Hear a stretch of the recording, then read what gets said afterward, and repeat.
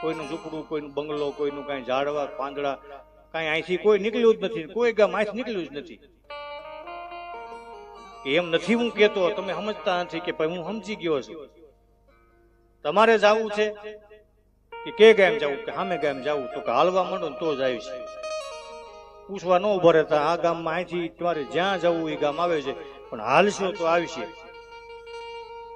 એમ સંતો એમ કહે છે કે હાલવા માંડશો, સતના પંથે ચડી જાઓ તો મૂળ મુકામ આપણે આવી જાય, આના અવતાર આવી જાય છે.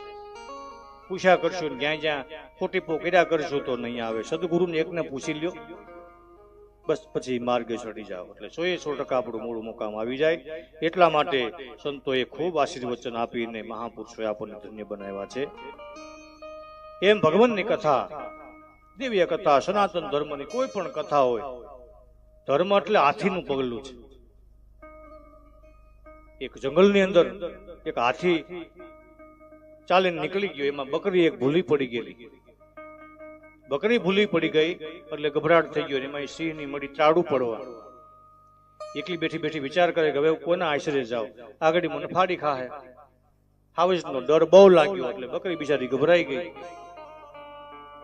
એટલે પોતે પછી વિચાર કર્યો કે હવે કોકના ચરણું લઈ લઉં ને તો થાય, પણ આ તો ચરણું કોનું મળે? હવે દી આથમી ગયો, કોઈનો આપણે આધાર નથી. કદાચ કોઈ જનાવરો તાડ મારે ને આપણને પકડવા આવે તો આપણે એવું ઓળખાણી કે નહીં દેવી. એટલે એ જ માર્ગેથી જંગલનો રાજા હાવીજ નીકળીને વયો ગયો. એટલે બકરી ઓળખી ગઈ, લ્યો આ જંગલના રાજા છે, રાજાનું ચરણું લઈ લઈ તો આપણને પછી કોઈ મારે નહીં. તરત બકરીને ચરણે બેહી ગઈ.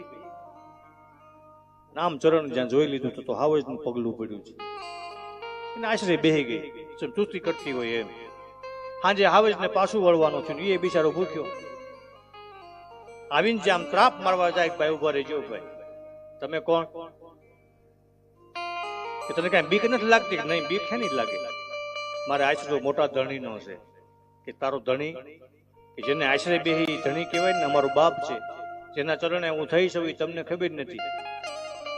કે પણ બતાવી નહીં, અહીંયા કાંઈ બીજું હાલે નહીં. કોણ તારો? મારાથી જંગલમાં બીજો કોઈ મોટોય નથી, પણ તું કેના આશરે જોઈ પેલા બતાય, નકર હમણાં તને મારી નાખી. પછી બકરી આમ ભોગ મૂક્યો, હું આના આ ચરણના આશરે છું, તમારે મારી શકો તો મારી નાખ.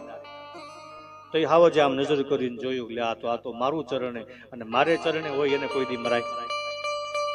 જા બેટા, મુક્ત તને આખા જંગલમાં તને કોઈ નહીં મારે, કારણ કે તે મારું નામ દઈ દીધું. એમ સત્ય સનાતન ધર્મમાં સનાતન મોટું ચરણ છે. બધા પગલા એમાં જ પડે. સનાતન ધર્મને આશરે કોઈ જીવ બેહી જાય, દાદા રામદેવજી જેવા સમર્થ પુરુષના આશરે જો બેહી જવાય તો દુનિયામાં પછી કોઈ નામ લે એવું નથી, ક્યાંય વાળ વાકો ન થાય. એમ આ ધર્મનું ચરણ છે. આપણે ધર્મને આશરે છીએ, ધર્મની ઓળખાણ કરીને પછી આપણે બેઠા છીએ, પછી વાળ વાકો થવાનો કોઈ પ્રશ્ન નથી. કાળે ત્યાં ફરકે નહીં, કારણ કે શરણ કેનું છે એવું આપણે એને જવાબ દઈ દઈએ. પણ હાલવું આપણે સત્યને માર્ગે પડે. એટલે આવા દિવ્ય સંતોનો મત, આવી ભગવત કથા, પણ માતમી કથા તરફ થોડાક આપણે જાય તો એકવાર એવી દિવ્ય કથાનું રસપાન પ્રથમ પેલા કોણે કર્યું? ભાગવત કથા ક્યાંથી આવી? એક વખત વૃક્ષની છાયામાં વાઘંબર બિસાવીને ભગવાન શાંત થઈને હિમાલયમાં બેઠા છે. ભોળાનાથ હિમાલયની અંદર શાંત ચિત્ત રૂપે બેઠા એક ધારું અખંડ સ્મરણ કરે છે, અખંડ ધ્યાનમાં છે, અખંડ સમાધિ લાગી. મૂર્તિમંદ કમલા આસન મારીને પોતે બેઠા છે. અને દિવ્ય સિંહાસન મારીને બેઠેલા જોઈ શિવજી પાસે માતા પાર્વતી સવારના પૂરમાં આવે છે. માતા પાર્વતી આવ્યા, મૂર્તિમંદ જોયા, શાંતિથી ભગવાન બેઠા છે. ચરણે બેહી બે હાથ જોડીને વંદના કરે છે, યાચના કરે છે, કંઈક પૂછવાને માટે આવ્યા છે. પણ એવું દિવ્ય સ્વરૂપ જોયું, આનંદમય જોયું, એટલે માં ભગવતી ભવાની સ્વરૂપને જોઈને શું કહે છે? અતિ આનંદમાં નિરખે ઉનાથા, અતિ આનંદમાં નિરખે ઉનાથા,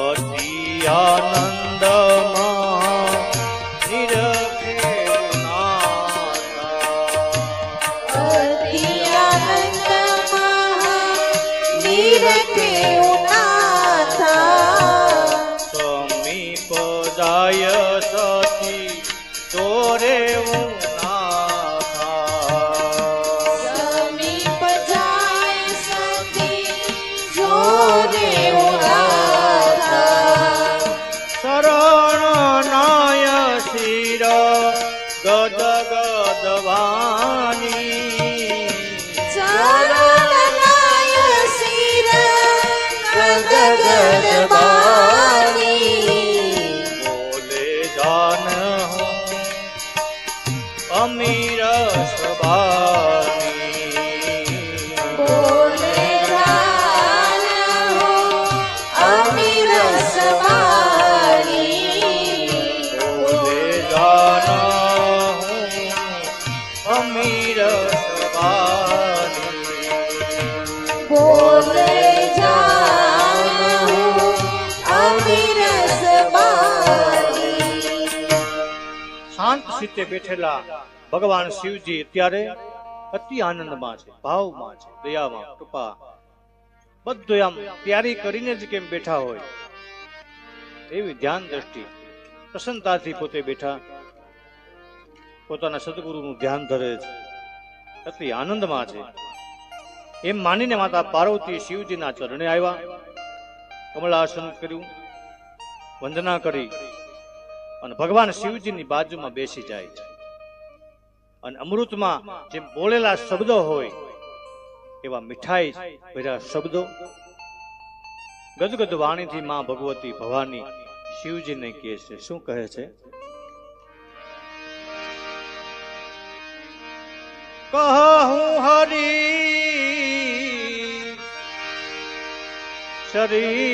શરીતયનું कहाँ करत प्रभु लीला सुर भूपा, जैसे राम सरित सुभगावा,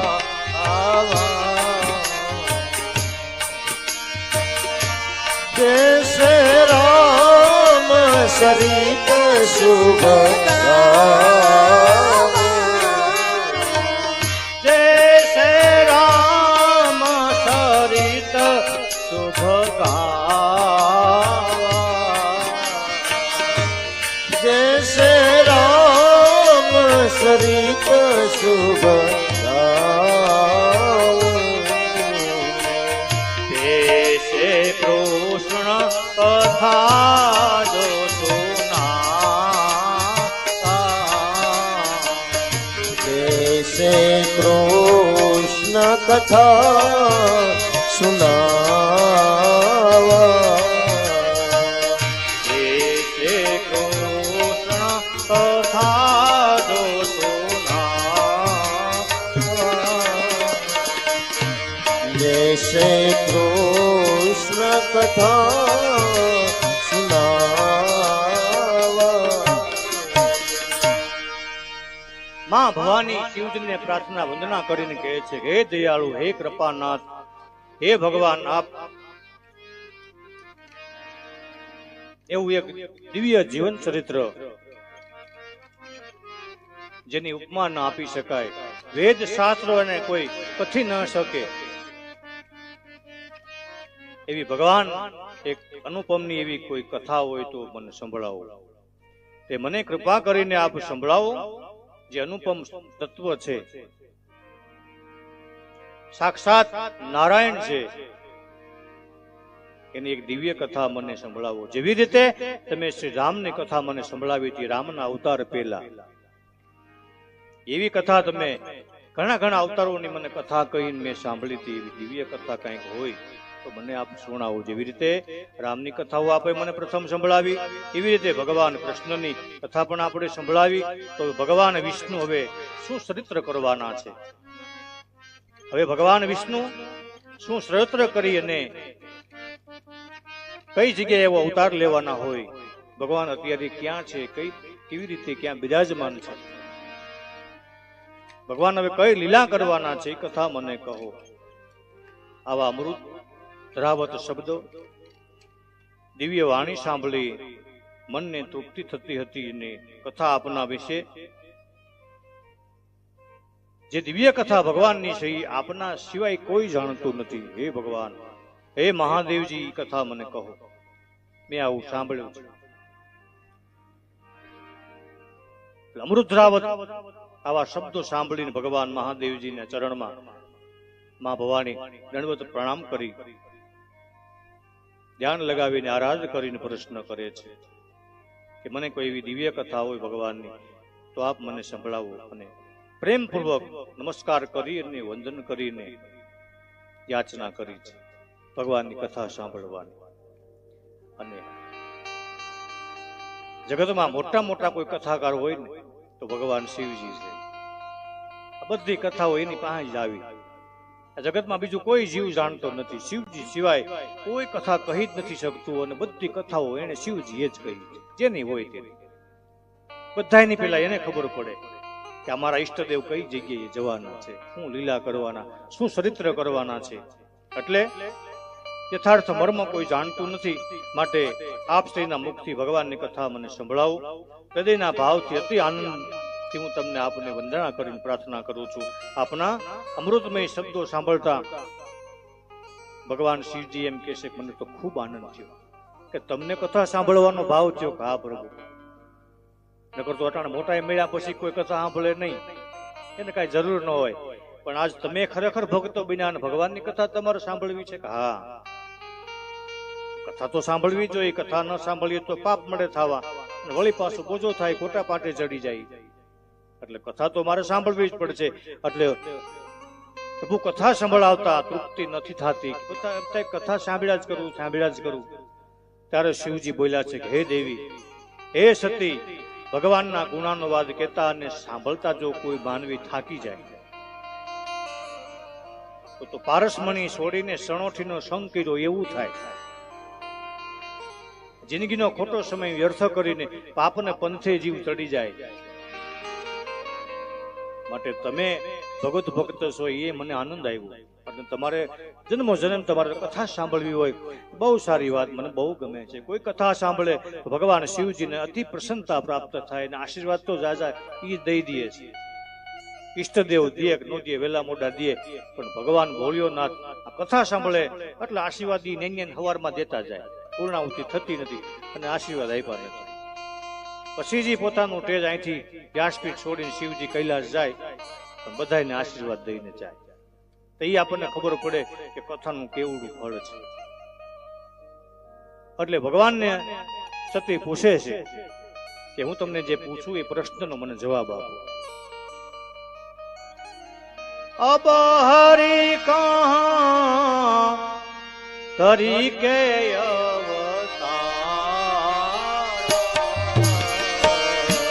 अब हर को धरी के अवतारा, अब हर को धरी के अवतारा, अब हर को धरी के अवतारा,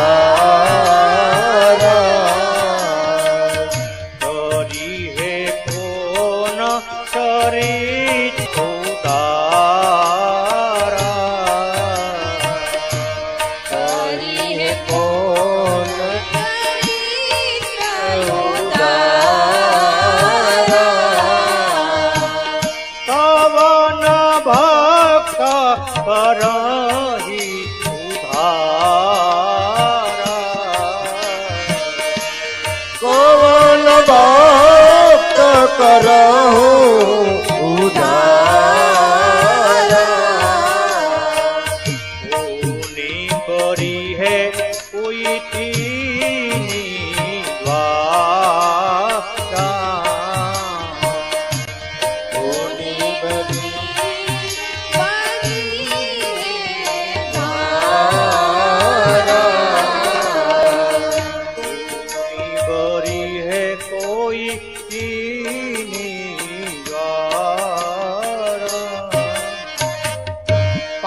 બોલ્યા છે, હે પ્રભુ, ભગવાન વિષ્ણુ હવે ક્યાં અવતાર ધરવાના છે, કેવા ચરિત્રો કરવાના છે, અને ક્યાં ક્યાં કેવા કેવા ભક્તોનો ઉદ્ધાર કરવાના છે, એ મને તમે અગાઉ કહી દીધું, મારે એ જાણવું છે. એટલે ભગવાન આવે એટલે આપણે એ સમયમાં એનો લાભ લઈ લેવાય. તો બરાબર, ભગવાન શિવજી ને પાર્વતી માં ભવાની બે ઈષ્ટ ભક્ત છે, સદગુરુના ભક્ત છે. રામ એના ઈષ્ટદેવ છે. ક્યાં રામ? જેથી દશરથ ને ઘેરે નહોતા ને તોય રામ તો હતા. હો, હા, ઈ રામ ની વાત કરું. નિરંકાર રૂપે રામ કાયમ ને માટે છે. એમાંથી બધા અવતારો થાય છે. એ અવતાર એનું નામ આપણને સદગુરુ આપે છે. એનાથી કોઈ દેવ જુદા નથી, એક જ નામમાં બધા આવી છે. એવડું નામનો મહિમા કરશું આપણે. ધીમે ધીમે આગળ જાશું, કથામાં એમ સમજાવશું, જાણશું, અમે પણ સમજશું. ક્યારે કોણ બોલી જાય એમાં આપણને કઈ ખબર ન પડે, પણ સદગુરુ કઈ કૃપા કરે, ક્યાં કેવા શબ્દો નીકળી જાય એ તો ભાગ્યમાં હોય નહીં, કોઈને મળી જાય. પણ પાર્વતી માં ભવાની આવો પ્રશ્ન કર્યો હતો ત્યારે રામાવતારમાં તમે એટલે ભગવાને મહાદેવ એક પત્ની ધારી અને એવા એક લીલાઓ કરી, અયોધ્યાનું મોટું ધામ શોભાયું. ત્યાર પછી કૃષ્ણ અવતારમાં 16,108 ગોપીઓ સાથે રાસલીલાઓ કરી, કંઈક ભક્તોનો ઉદ્ધાર કર્યો અને ગોકુળ મથુરા જેવું ધામ શોભાયું. અને દ્વારકા નગરીમાં આખા જગતને દિવ્ય દર્શન દઈને બેઠો છે, હાજર હાજર. એવી એને દિવ્ય લીલા કરી, એ પણ કથા તમે સંભળાવી હતી. તો ભગવાન હવે ક્યાં અવતાર લેશે, ક્યાં ધારણ કરવાના છે, કઈ ભૂમિકા છે, એટલે માં ભવાની આવું જ્યાં પ્રશ્ન કરે છે કે હવે અને કોણ એવા ભાગ્યશાળી એવું તપ કર્યું, એના માતા પિતા કોણ બનવાના છે, અને એવા દેવતાઓના અધિષ્ઠાતા ભગવાન બ્રહ્મ પોતે નારાયણ બાળક બની અને કેના આંગણામાં લીલા કરવાના છે, એ મને થોડુંક જણાવો તો મને ખૂબ આનંદ થાય. એટલે ભગવાન ક્યાં પ્રગટ થવાના છે એ મને થોડુંક તમે કહો. ત્યારે માં ભવાની આવો પ્રશ્ન કર્યો. ભગવાન શિવજી થોડી વાર માટે ધ્યાન અવસ્થામાં બેઠા. દેવી થોડી વાર તમે શાંત ચિત્તે બેસો. હમણાં હું તમને થોડોક અનુભવ કરીને કહું, મારે ભગવાન ઈષ્ટદેવને પૂછવું તો પડે ને નહીં, એની કઈ તૈયારી છે કે નહીં, એમને કઈ કહી દઉં તો હું ખોટો પડું કે ના ના એ વાત તમારી સાચી છે, તમે તમારા ધ્યાનથી પૂછી લ્યો. થોડી વાર માટે શિવજી ધ્યાનમાં બેઠા, નારાયણની સાથે થોડીક વાર સંવાદ કર્યો અને વળી પાછા ધ્યાન મુક્ત થઈ માતા ભવાનીને શું કહે છે, દેવી સાંભળો. અબ હરિવો નિજ લોક નિવાસી,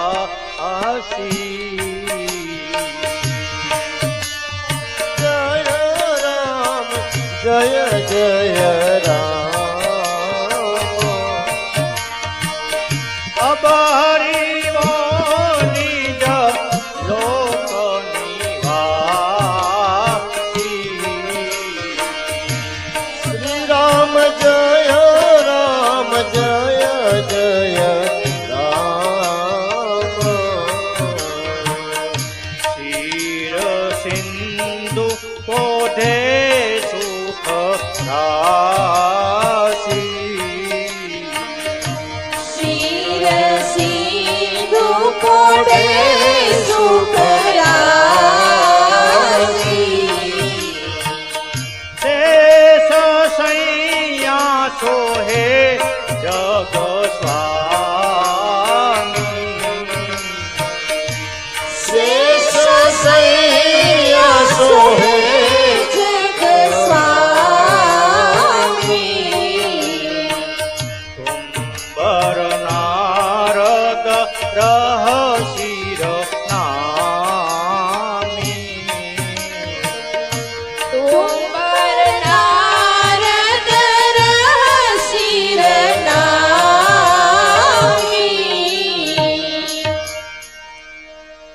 ભગવાન મહાદેવજી કહે સતી, અત્યારે ભગવાન પોતાના લોકમાં એટલે ક્ષીરસાગરમાં શેષ શૈયા કરીને સૂતા છે, ખૂબ આનંદમય છે. નારદ સારદ એના ગુણાનો વાદ ગાય છે. માતા લક્ષ્મીજી ભવાની સાક્ષાત દેવી જગદંબા ભગવાનના ચરણ પંખાળી રહ્યા છે. આવા દિવ્ય દર્શન મેં અત્યારે કર્યા. માતાજીનો હરખ નો હોમાય. વાહ, ઘડીકમાં કરીએ એવા દર્શન કે હા થઈ જાય ને. અમારે તો એક તરત લાઈન કમ્પ્લીટ જ હોય. આવી લાઈન છે ને આપણે રાખવી જોઈએ. એક ક્ષણવારમાં સદગુરુના દર્શન થઈ જાય, ફરી પાછા આવી. દર્શનનો ભાવ હોય તો સદગુરુને તરત ત્યાં ખબર પડે ને આશીર્વાદ જ મળી જાય. લક્ષ્મીજી ભગવાનના શરણ તળાશી રહ્યા છે. જે શરણની ઉપાસના કરે ને ભાઈ, એ ભયંકર દુઃખમાંથી મુક્ત થઈ જાય છે. ભગવાન શિવજી કહે છે, કોઈ સદગુરુના ચરણની કોઈ સેવા કરે ને તો મહાન કાળ વ્યાપી રહ્યો હોય ને તો એ બંધનમાંથી મુક્ત થઈ જાય, 84 માંથી છૂટી જાય અને પરમલોકને, ગૌલોકને અથવા પરમધામને જીવવાસી થઈ જાય, પામી જાય છે. એટલે એ સત્ય આપ સાંભળો.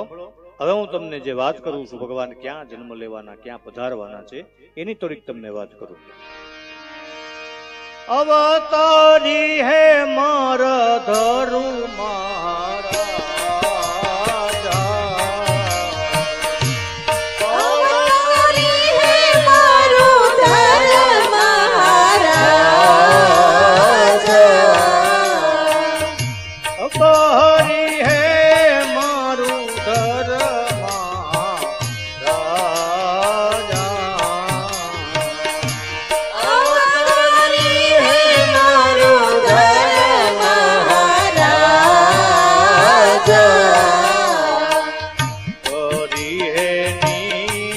ભગતન કર કરીએ નિજ ભક્તન કર કાજ. અજમલ હંસ હે નંદરાય, અજમલ